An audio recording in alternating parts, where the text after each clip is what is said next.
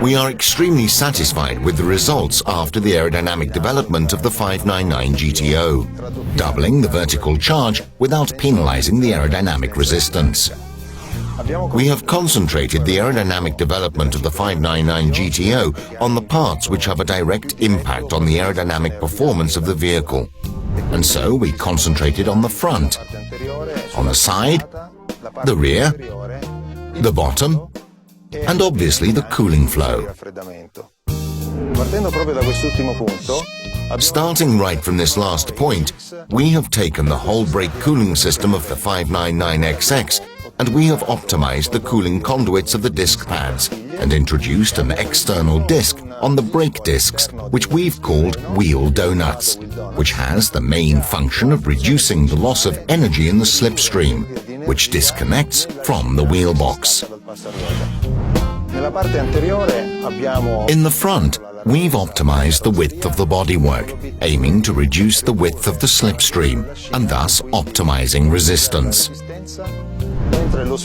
While the splitter on the 599XX has become a real hydrofoil,